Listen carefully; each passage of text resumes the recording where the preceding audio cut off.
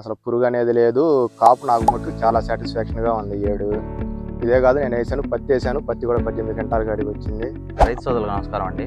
మన దేశం మన రైతు అనే యూట్యూబ్ ఛానల్ నుంచి దీన్ని నిర్వహిస్తుంది Manikanta fertilizer Jonnalagadda near Lampam, Guntur rural మండలం. మనం ఇంత కేశవరెడ్డి గారి చేలో ఉన్నాము. మా గాడిలో పెస్ట్ వేయడం జరిగింది.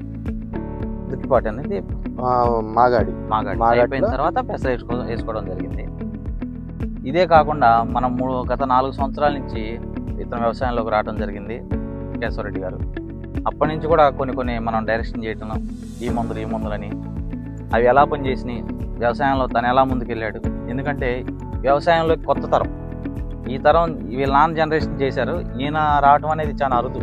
ఈ వయసు మా కేటగిరీ, ఈ కేటగిరీలో కూడా రావటం అనేది చాలా అరుదు.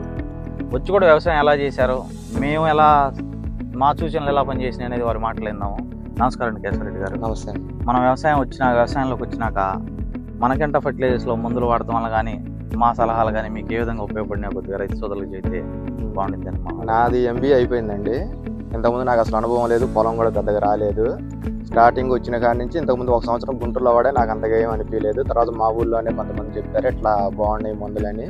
అప్పటి నుంచి వేణుని సజెషన్స్ తీసుకున్నాను. అసలు ఏ ఫార్ములా దేనికి పనిచేసేది, ఎప్పుడు ఏ మందు వేయాలనేది ఒక అవగాహన అనేది వచ్చింది. ఎక్కడ మనం వేసినా వేయకపోయినా ముందు ఈ మందు వేయండి అనేది చెప్తాడు. దాన్ని బట్టి నేను వేసాను. అసలు పురుగు అనేది లేదు. కాపు నాకు మటుకు చాలా సాటిస్ఫాక్షన్గా ఉంది ఈ ఏడు. ఇదే కాదు నేను వేసాను, పత్తి వేసాను. పత్తి కూడా 18 క్వింటాల కాడికి వచ్చింది. అప్పుడు మన దగ్గర వాడినప్పుడు పత్తిగా ఎంత వచ్చింది? అప్పుడు 22, 23 వచ్చింది. 23 వచ్చింది. 1 సంవత్సరం 2 సంవత్సరాలు ఇతను సూచనలు తీసుకుంటా చేశాడు. ఈ సంవత్సరం 18 క్వింటాలు తీయడం అంటే మామూలు విషయం కాదు. అద్భుతంగా పండింది.